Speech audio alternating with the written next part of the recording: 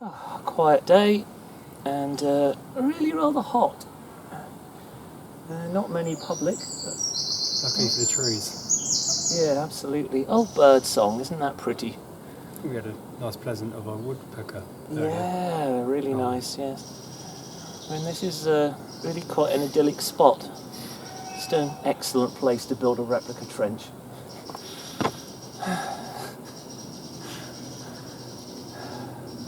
So yeah, it's myself again and Alex from 10th Pioneer that you saw last time. Although this time in early war uniform. Yeah, I didn't realise and didn't dress to match, so you don't see my leather helmet or my early war gas mask or any of those other bits and pieces. But as you see my other videos, you know I have a bunch of other toys, but I do not wear the peat cap in the trenches because that would be really inadvisable. Even officers would avoid wearing it if they could, because it gets you identified as someone in authority, which gets you shot at. And obviously I don't wear my sword in the trenches because that would be grossly impractical. And I don't wear my fancy marksmanship lanyard either. This is all business here. So British, as you know, are over that way. There have been some changes made since we were here last time. There's more wire. We've got some very nice Spanish writer up on the German parapet, which makes us feel a great deal more secure. As it turned out, we had a moderate number of visitors throughout the day, most of whom had come specifically to see the trenches rather than just dropping by from the flower show on the main showground. These included my mum and dad, which was most pleasant. My father, Michael Lucas, was the first published World War I author in the family, and I actually did my first serious research from German sources for his book The Journey's End Battalion, a highly acclaimed history of the 9th East Surreys. You can read all about it on our website, which is of course www.royalsaxonarmy.co.uk. I am told that Sunday and Bank Holiday Monday were much busier, albeit hotter in part, and there was even a German machine gun. Hopefully I will get to see that next time, and of course show you too.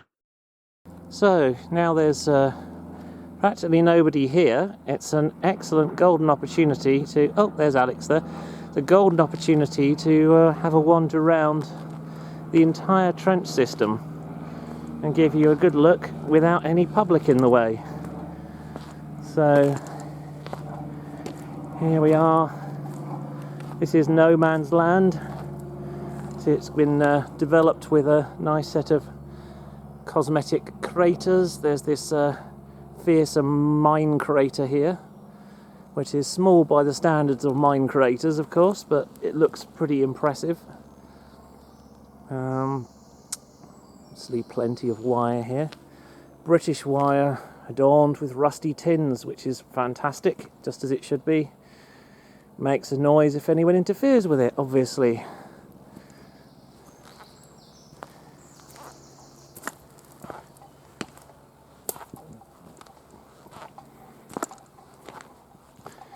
So, round here we have the British trench system. It's very sensible advice.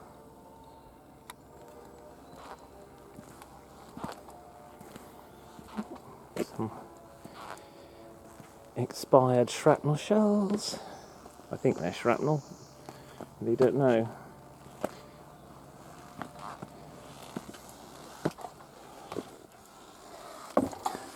So, a wood trench here. There's a latrine, which of course we are under orders not to use. The British trench has got a lot of appropriate litter. For example, we've got grenade boxes up here. Lovely petrol tin which water would be transported in there, and a cup. There's been possibly some tea brewed up here.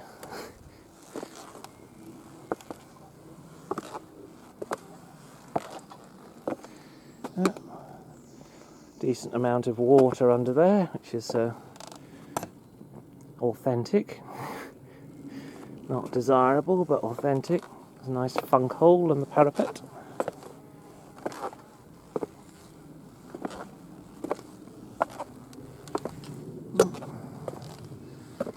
There's fire step.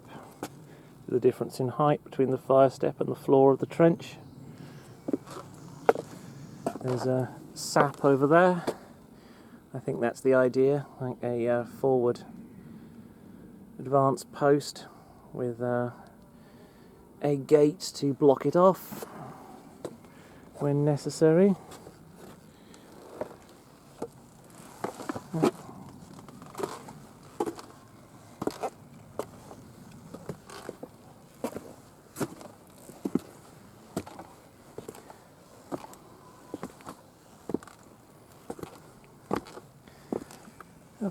Again, evidence of cookery. And more supplies.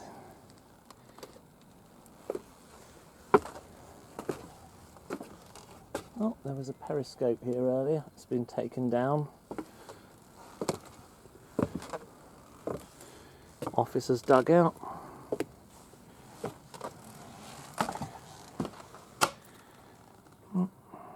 Actually, cooking facilities, sleeping facilities.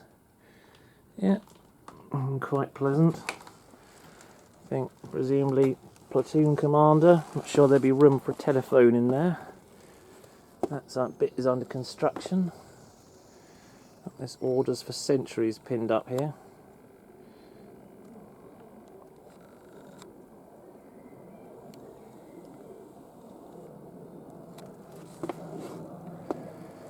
And this way to the aid post.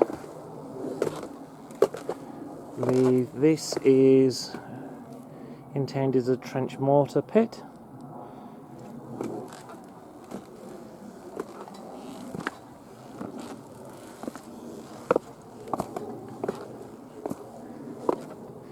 And I think this is going to be medical dugout.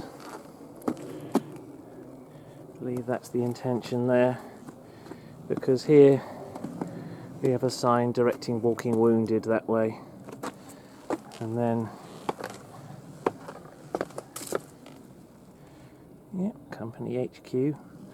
So then that leads out the back of the trench. Possibly this means that the construction site over there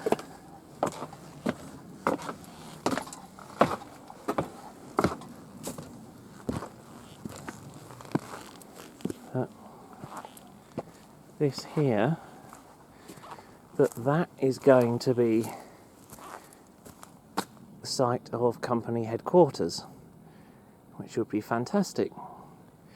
So really giving some depth to the British position, be able to show a lot more. Oh, and over there, something I missed when showing the public round earlier. I didn't quite realise the existence of this, but they have field railway. Isn't that something?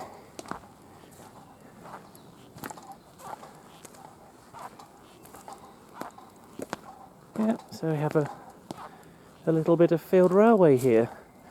Feldbahn. Well, field railway or Decoville railway, because it's British, and the tracks disappear off in the woods there, not very far away, but my goodness, that is absolutely excellent. And the scope here for showing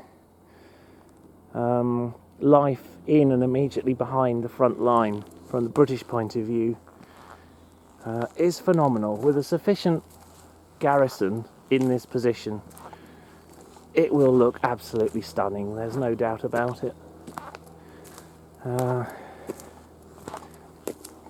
So I strongly suggest that you come along to Military Odyssey later this year, when we should have a really good turnout.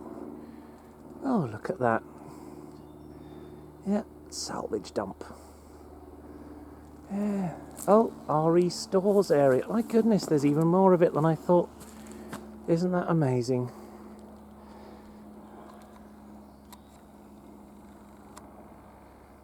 I think that's the wrong way round now.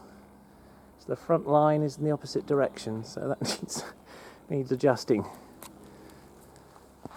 But my goodness, isn't this special? I feel very honoured to be allowed to come and play in here. So I'm now going to return to the German front line. You can see the actual diameter of no man's land is not very great. But, well, this is nominally railway wood, and that was somewhere where the lines were very close together. And somewhere where you wouldn't last very long. Oh! Yes. Hello, Alex.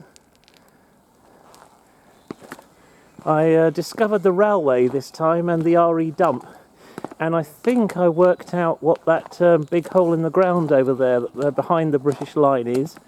Oh, yes. Because there's a sign pointing to it in that direction. It says Company HQ. Oh. So I think that's what they're going to do. Ah. I think that is going to be a company headquarters dugout, and they'll have phones and everything. Oh, wonderful. That would be very cool, wouldn't it? Thus ended a very pleasant day in the CEMA trenches. There are further open days scheduled for 25th to 26th July, although I'm not yet sure whether I will be in attendance. I will most definitely be going to Military Odyssey, which is on 29th through 31st of August. Unlike the usual free open days, you'll only be able to visit the trenches for that one if you have an Odyssey ticket. However, there should also be a lot more of us on site than usual, which should be quite impressive.